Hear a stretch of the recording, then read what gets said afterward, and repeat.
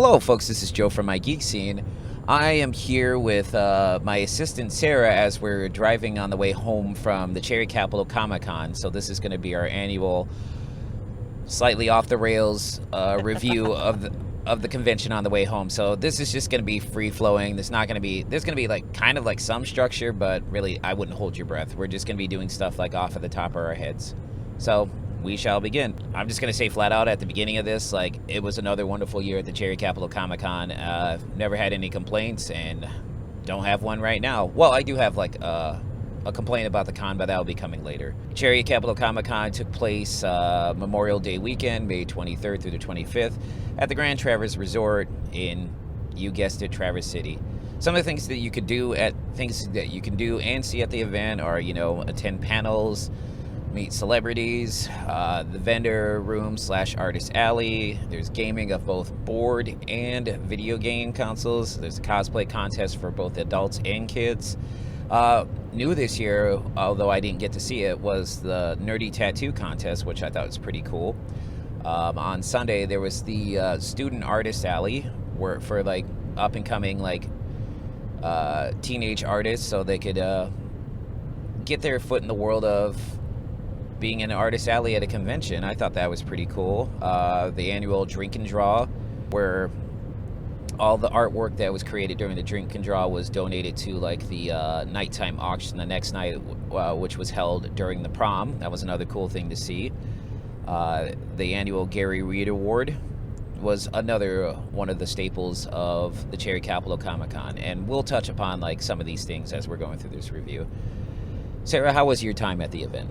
Oh, I had a great time. It was wonderful seeing everybody again, going throughout and seeing all of the different vendors and what they had available, seeing all the artists and what artwork that they had, everything that they had done over the last year, what new stuff that they had.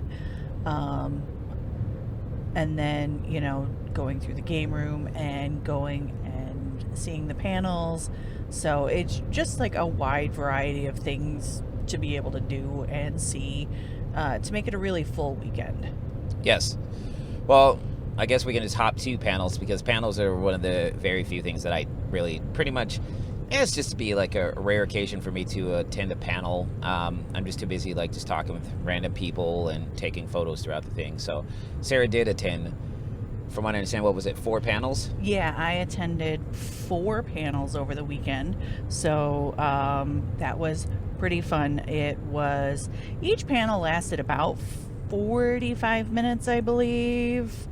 And there was always time for interactions with the audience on each panel. So that was always really, really nice that I saw it, is that everything was always interactive.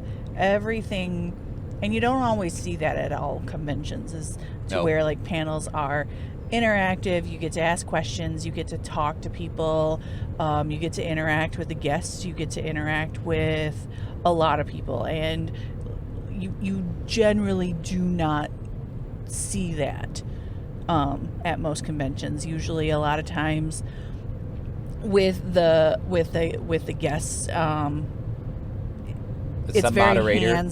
It's the moderator interacting with the guest, and sometimes they'll take audience questions, but a lot of times it's very hands off.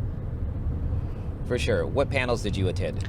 The panels that I attended, the first one was comic studies at MSU, which was a good one. That one was done by Ryan Clater. Mm-hmm. The most interesting fact that I learned at that one is that MSU, Michigan State University, has the largest publicly available collection of comic books in the world. Nice. Yeah. So, that was really amazing. So, and I honestly, before this weekend, did not know that they offered a comic studies course, that they had those available for people to be able to learn about drawing comics and the business side of things and everything that goes into creating that. Mm-hmm. So that was fun. The next one that I had seen was the Great Cartoonist Sketch Off, which I try to visit that every year because it generally goes off the rails, and this year was no exception. Were the art pieces being given out at the end? Yeah, so with the Cartoonist Sketch Off, there's usually 4 artists there, and they're throughout like the session they're given a variety of things just to sketch, and then they they call out different, like everybody's given a number, and then they call out numbers and they give out everything that the artists sketch off by the end of the show, and then they answer questions throughout, and then they're always talking to each other, and so it's very, very interactive. And there was a very heated argument about Muppets and what makes a Muppet and who qualifies as a Muppet. Okay, that's pretty cool. Mm-hmm. What was the other 2 panels that you attended? I also saw the Ross Marquand panel. Is that how you say his name? I believe so. I mean, I'm honestly, folks, like, for those that listen to this, like, I've never heard of his name, but I was like, I'm not super familiar with like his stuff because yes, I've seen like 2 Avengers films, like Endgame and Infinity War, and I believe like he had cameos in both of those, but it's just like that's pretty much the extent of it. I've never watched Walking Dead. I have still yet to see Invincible, the animated adaptation of Invincible, even though I own the comics, I've read all that. So, but yeah, I mean, like, he was definitely one of the celebrity guests this year, including Ming Chen, and from what I've seen of like interactions that he's had with fans, he seemed super down to earth and approachable. You know. Oh yeah. He'd even have like a guest handler, like an official guest handler with him outside of like the C4 staff, because usually like, whenever I'm at conventions and stuff with like the celebrities, they have like a traveling guest handler with them to handle all the interactions, like the screening, you know, for fans to see what they want, like photos and autographs. And yes, C4 had volunteer staff on hand to assist him, but he was pretty much taking care of all that stuff himself, and he was like interacting with fans, and he looked like he was super approachable. Mm-hmm. But as you were saying about the panel, oh yeah, I had no clue who he was before going in. Absolutely no idea. But he was very personable, very nice guy. He talked about how he started out, you know, how he almost like gave up on acting, and then he finally got offered a role. Like he had an audition that came through that he almost turned down. In fact, he did turn down, and then he went and actually did it and got a role. So and then he talked about, you know, like doing the voiceovers and doing his impressions and doing the different work that he's done.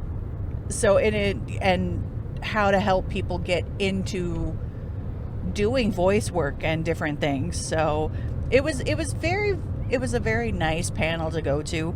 I thought that it was very informative, and that he gave a lot of information to people who might want to get into doing voice acting or acting in general. So that was nice of him. He gave them, you know, different websites that they could go to, different things that would potentially help get them better to work on. So all of that, different resources, and he just seemed like a very down-to-earth guy. So that was pretty awesome. You said you had learned a fun fact about him during this? Oh, yes, that's right. He had talked about how he had just finished up for The Walking Dead, and he had gotten a call because he was just booked for something else and he didn't know what it was. And he had to turn around before he had even gotten home and book another red-eye flight back out to Atlanta because he had to be on set the next morning. He didn't even know what it was. The script had a dummy name on it. He was in the makeup chair, still didn't know what it was for, and it turned out to be for Avengers. As the Red Skull. as the Red Skull. So, because like there's all that secrecy. So it was kind of interesting. That was fun to learn out that, it's like he didn't even know what it was for. He had to turn around and book ass back to Atlanta. And the final panel that you went to? Oh, the final panel I went to was today, and that was 3D printing for cosplay, and that was Pink Petal Cosplay? Yeah, it was with Pink Petal Cosplay. And that was fun. I don't do cosplay at all, but I thought, I just wanted to sit in on her panel. I thought that it was an interesting thing just to learn about. She went through this whole thing about, various 3D printers to get people started on. She went through different steps just to make things easier, different do's and don'ts. She wanted to make sure how, that people stayed safe when they were cosplaying, like making sure that, you stayed hydrated, you could easily get your costume on and off, you had enough padding so you didn't get bruised, and then different ways just to make sure that you could get your 3D prints like finished up and looking nice. And so she had like all of this stuff, like step-by-step stuff, these slides that went through, and then she had like resources available for at the end that you could go to, and all of the links to her websites that had information, these files, so that way you could like get started on your own and stuff as well.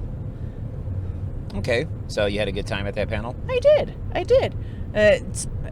It's not something I'm ever gonna do, but it was fun to sit in and listen and watch people ask questions. That's what all of these panels were. It was just fun to watch people ask questions, find out what others were interested in and get their questions answered, and just like learn new things that I didn't know before. That's everything that I wanted to do, and that's what happened. These panels weren't anything that was necessarily in my wheelhouse, but they were interesting, and I sat through them and I learned stuff, and it was really great just to see people who were passionate about these things asking their questions and seeing their reactions and everything that went into it. So it was fun. Very nice. Very nice. I did mention earlier, or at least I believe I mentioned, if not, I'll bears mentioning again. The other celebrity guest that was booked for this year was Bing Chen. He has returned again to the Cherry Capital Comic Con. It was actually very good to see him. I hadn't seen him in a few years in person, and Ming is, as usual, down to earth, super approachable. He's hanging out with fans at both like the Drink and Draw and at the prom that went on Saturday night. So yeah, totally cool dude. But I'd be remiss to talk about like the Comic-Con experience without mentioning some of the Comic-Con artists, guest artists that were there. For me, the guest that I was looking forward to meeting the most, and I got to talk to him briefly, was Eric Powell of The Goon and the Big Trouble in Little China comics that he did. I mean, he's done a lot of really cool stuff, and like I own all of the Goon collection for like his the Goon collection that he put out called A Bunch of Old Crap volumes 1 through 5. So I have like all of those, and I went up to talk to him and just said thank you for like all the years of entertainment and stuff. Hopefully down the road I can interview him. But yeah, Eric Powell was super nice, totally cool dude. Other artists that were guest artists were Tom Waltz, Bart Sears, Angel Medina, Bill Morrison, as Sarah had mentioned earlier, Ryan Clater, and Ryan Lee. But then we also had our staple Michigan artists that C4 usually brings out every year. That would be like Corinne Roberts, Seth the Moose, Kaylin Smith, Jay Fosgett, Jay Jaycott. And it was always good to see them and interact with them. They're all good people. So, and that wasn't even all the artists that were like featured at C4. C4 had a lot of cool artists to check out. In fact, they had like in the vendor hall / artist alley, like the main section of C4, they had over 100 tables of artists, vendors, guests, and attractions that people could check out and interact with throughout the weekend. Speaking of Artist Alley and the vendor hall, while I didn't get anything, did you find any cool things that you enjoyed enough to purchase? I made so many purchases. That's probably one of my favorite things is making the purchases.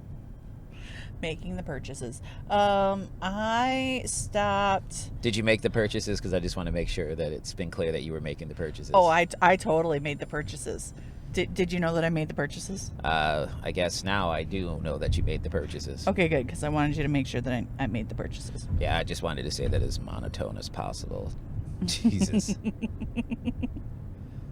So, anyways, there was this one place called Hall of Hobbies, and he did this CNC printed woodworking stuff, and he made all these magnets, and he did these boards, and they all had funny sayings on them.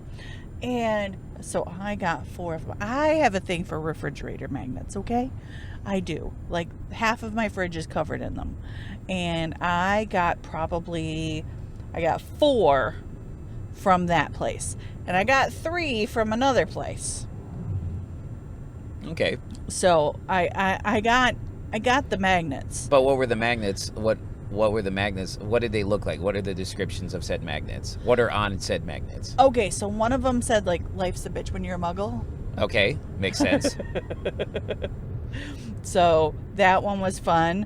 And I don't remember what the other ones said. I just remember that one because it was funny. And then I know I liked the other ones. I just don't remember what they said. Okay, did you buy any prints or any other things? I got some stickers for the car. Okay. To put on the back window, because I've had this car for a couple years now and I haven't put anything on it yet, so I decided I was finally going to put some stuff on it. So I got this one that says I'm not lost, I'm merely side questing, Nice. because I like to travel, and I was like, that is so me. I like it a lot, so it's going to go in the back window. And then I got another one that says Loot Dragon with a little bag of gold, and that's going to go on there. And then I also got some wax melts, because I love wax melts and candles. Is there any particular scent for the wax melts that you purchased? Oh, there is, there's coffee, and then there's chai, and then there is something called like midnight something or other. It was like this really nice musky smell. Yeah, because that totally reminds me of midnight. All right, that sounds accurate. Oh. Was there anything else that you had purchased in the Artist Alley / vendor room? I think I got some stickers as well. You did say stickers. Mm-hmm. So you besides like the band, I'm at the car decals. Mm-hmm. Okay. Yeah, I got a couple regular stickers. Okay. As well. All right, so I guess that wraps up all of the cool things that you purchased in the Artist Alley / exhibition hall / vendor hall. Ooh, I got dice. I got lots of dice. Well, thanks for including that in the normal wrap-up for that portion, but all right, that works out. I didn't buy a single thing, so I don't have much to add outside of, like, I saw a lot of cool things with, like, you know, antique toys, obviously comics, cool art commissions that were in progress by a few of my artist friends. The typical stuff that you see at a Comic-Con. Mm-hmm. Actually, I would like to talk about, like, some of the cool things that Cherry Capital Comic-Con does that separates itself from other conventions and events that I attend. As I mentioned earlier in the review, like for the Drink and Draw, artists are creating their artwork, and then all of the art from that is then donated to Cherry Capital Comic-Con to go to the, like I said, the nighttime auction that is held on Saturday night during the prom. But yes, during the Drink and Draw, it was probably the Steve Dillon Drink and Draw. It was by far the biggest gathering of folks that I've seen at the Drink and Draw in the pretty much 10 years that I've been attending Cherry Capital Comic Con. So it's pretty cool to see that it's expanding, and that means just more cool art pieces that you can only find at the Cherry Capital Comic Con like the next night on Saturday, because once these art pieces are donated and purchased, they're gone forever. And if you had hopes of seeing like a unique piece of artwork that you wouldn't see anywhere else, I guess you can just hope for someone who purchased it to upload it online, and then you can somehow see it. But other than that, it's just one of those things that you have to be there in order to see like these cool art pieces.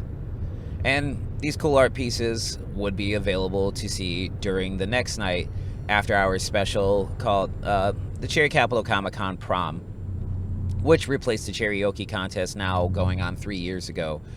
And people can just hang out. Some people dressed up. I didn't. I never dress up for it. I just go. It's just a big hangout amongst people. I mean, there's like drinks available, both alcoholic and non-alcoholic. And you can go into like the prom room and then look at all the art that's available. And then you can, if you're interested in a piece and purchasing it, you can put down a bid. And then like, you know, within like 2 hours of like the prom, well before the prom ends, and they'll give you plenty of notices, like when it closes down, to put in your closing bids. You had plenty of chances to see cool artwork and then put in a bid on artwork, on said piece of artwork if you're interested in it. And all the proceeds from the auction went to 2 charity foundations this year. The regular one that they usually donate to is the Heroes Initiative, which is a charity foundation to raise money for artists, comic book artists and writers, to help them with like healthcare or moments of life crises. Because like, if you think about it, like comic book artists and writers, it's not like they're getting like the best healthcare, because they're just independently employed, and yeah, healthcare is expensive. So this is pretty cool that the Heroes Initiative helps the people that create all these cool stories that we can both read and visually see and enjoy. It's cool that like it's helping them with healthcare or like moments of life crises in their life. Even though that was a redundant way of saying it, I'm still going to leave that in there. I don't care. The other foundation / charity was the North Ed Foundation, and from what I understand is it is a foundation to help teenagers that are going through rough patches. Like if teenagers are displaced, this will help, you know, get them like clothing and food and maybe shelter. I didn't do a full deep dive into this. This is just a surface level understanding of the North Ed Foundation. So I think that's pretty cool to help out. You know, I mean, everyone needs help. So a charity group that will help out people in need, you'll never get any complaints from me, because I just think that's the right thing to do. So basically, what I'm getting at is just go to the Cherry Capital Comic Con, go check out the drink and draw, and then the next night go hang out at the prom. You know, it's got good music.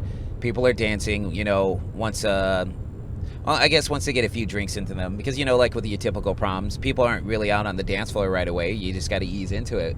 Those are 2 of the cool things that I feel that Cherry Capital Comic Con offers that I don't really see much elsewhere in Michigan, to be honest. So that's one of the many reasons why I find Cherry Capital Comic Con to be a special event to attend that I don't want to miss each year. 2 of the cool things that stood out this year at C4 was this year C4 had created a puzzle, an actual official puzzle with artwork created by Corinne Roberts. I believe on Sunday they were having They were doing a puzzle contest. Yes, a puzzle contest. Yes, I mean, if you look at like the photo album that I put up, there's a photo of like the box art for the puzzle, and Corinne Roberts is just a fantastic artist. So I saw the puzzle contest in progress. Okay, how'd that go? And there were probably, I think, 8 tables working on this puzzle contest. It was impressive, and it looked fairly difficult. There were a lot of pieces to this puzzle, so I mean, it was a good puzzle. Were people heated about this? No. Competitively? No, because everybody was just quiet and working on their puzzle. Like, I'm surprised, because I'm disappointed by that. I wanted people to be heated and I like, would have been smack talking, okay? I Or- really would have been. or upending tables. Just as someone's about to finish, just be that rogue come in and just upend the table. Ugh. tears are streaming down the face of like the person who was just so close. The other cool thing that I wanted to talk about was there was a trading card hunt bought by those card guys, and Shane has created like a cool card collectible game that can be played at events, where he'll print out a set of cards of like the guest, and then you'll have to go to the guest and try collecting all the cards. And then once you bring back like the full set of cards, you have access to an exclusive card that you can only get once you get the full set of cards. And all the guests or attractions that these cards are being featured at, you can find at the event wherever there are. So it was cool to see that that game was brought to Cherry Capital Comic-Con. So that was another cool experience that, you know, I've seen at a few other events, but I'm glad that it's found its home at Cherry Capital Comic-Con. I would be remiss if I did not talk about the Gary Reed Independent Creator of the Year Award that Cherry Capital Comic-Con hosts every year. The Gary Reed Independent Creator of the Year Award, basically, as I'm reading from this, showcases the best and brightest up-and-coming independent creators in comics. Basically, it's about those like in the comic industry, especially in like the indie comic industry, that are just offering mentorship to bring up the community of artists and writers and creators around them, and it's just people that want to just genuinely want to help out everyone around them. Not even close to being cutthroat, but more collaborative, or like I said earlier, mentorship and stuff like that. And that's very valuable stuff to have. And it's cool to see like every year that there's numerous people that are in consideration for this award. So I think it's pretty cool to see these sort of things. 2025's nominees were Dr. Christy Blanche, Ryan Clater, John, I apologize if I'm getting your name wrong, John Garavaglia, and Gene Ha. Two of the nominees weren't there this year, unfortunately. That would be Dr. Christy Blanche and Gene Ha. But the winner of the Gary Reed Independent Creator of the Year Award for the year 2025 was Gene Ha. And I was very happy to hear that Gene was the recipient of the award. If anyone who's met Gene Ha, he's definitely one of the nicest, most down-to-earth people. Super helpful. Even like when I interviewed him and stuff twice, like he was trying to set me up with like other artists to do interviews with because he liked what I did. He didn't have to like do that. The fact that he was willing to help me, like a random person that just happened to give him a good interview, that speaks a lot about his character. So that means that Gene Ha will have to come to Cherry Capital Comic-Con in 2026, because it's always the year's previous winner that will give the award to the new winner. So I guess that means Gene Ha will be at Cherry Capital Comic-Con in 2026, so that'll be something to look forward to, because he's a good dude in my book. Okay, so I had alluded to in the introduction that there was like one con about the convention that I had to bring up, and for me, while I appreciated that the Grand Traverse Resort had provided like food for attendees if they wanted to purchase it, I found the food to be vastly overpriced for what you were getting. A hot dog, even though it was like one of those longer ballpark Frank plump ones, they plump when you cook them, that was $8 for a hot dog. We're not at a baseball game. This is a Comic-Con. To get like 4 chicken tenders and a soda, a can of soda, that would have cost you $12. $4 for the can of soda and $8 for 4 chicken tenders. I'm sorry, that is just, no, I'm not sorry, that is just too expensive. That would be like my one complaint about the Cherry Capital Comic-Con. Like, yes, they had a variety of food to offer to attendees, but the prices have to come down, especially in this economy. You shouldn't have to go broke trying to just eat simple foods. Which, and I don't think that's the Comic-Con's fault. I know, I'm not holding that against the Comic-Con. I'm just saying the Grand Traverse Resort, though. That's the thing. You know, but everything about the resort is overpriced. Yes, it is. Because it's a resort. It still shouldn't cost $8 for a hot dog. No, it shouldn't. Like, I appreciate that Grand Traverse Resort, like, hosts the Cherry Capital Comic-Con. It's a nice venue for that, but it really is a nice venue for the Cherry Capital Comic-Con. I can't really imagine the Cherry Capital Comic-Con or C4 anywhere else. Could you? No. So? No, I like where it's at. It has good space. There's always plenty of seating for everybody. Yes. And I like that, considering I have, like bad knees and hips, so I have to sit down frequently. So like that's always a plus for me, is being able to sit and relax and take a breather. No, I get it. That's my chief complaint. It's like as much money as that resort brings in, you could bring the prices down on the food that you're offering, you know? So that's like my main complaint about the Cherry Capital Comic Con. And I guess another complaint that I could throw out is like aisleways. Since it seemed like this year, did it seem to you like this was busier this year as far as attendees go? Like there was more attendees this year? Oh, yeah. It seemed like there was way more attendees this year. I would have liked to seen a little bit more even aisleway spacage, you know, because when you were in the vendor side where you can buy like toys and other collectibles and stuff like that, the aisleway seemed a little bit cramped compared to like going down Artist Alley, which had more space. So I guess in times of like heavy foot traffic, I would just like to see like the aisleways to be evenly spaced out. I guess that's like my other complaint about Cherry Capital Comic Con. I mean, one was out of their control and one is just a minor complaint. It wasn't like horrendously bad. As we're wrapping this up, did you have anything that you wanted to add about the Cherry Capital Comic Con? No, I think we really hit everything that I wanted to hit. I would agree with that too. Cherry Capital Comic Con it's certainly an event that I would recommend those that are interested. And I don't know why I'm spacing out my words so much when I'm saying this.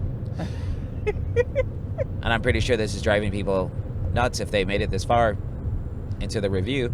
No, it's an event that I don't like to miss. I recommend it. It's highly recommended by me. So I don't play favorites in the Michigan scene, but I do. It's my favorite event of the year. In Michigan? In Michigan, yeah. Okay. Well, I mean, that's for her. She doesn't speak completely for my geek scene like I do, but I try to be fair and partial to like all the conventions and events that are kind enough to have me out. But I do rank Cherry Capital Comic Con high on my list of events that I would recommend. I don't play favorites, unlike my assistant here, but it's a good event. So it's a good excuse to get up to Traverse City and whatnot. So yeah, it's always Memorial Day weekend. So I would highly recommend checking it out next year. It's a good event. Come on out.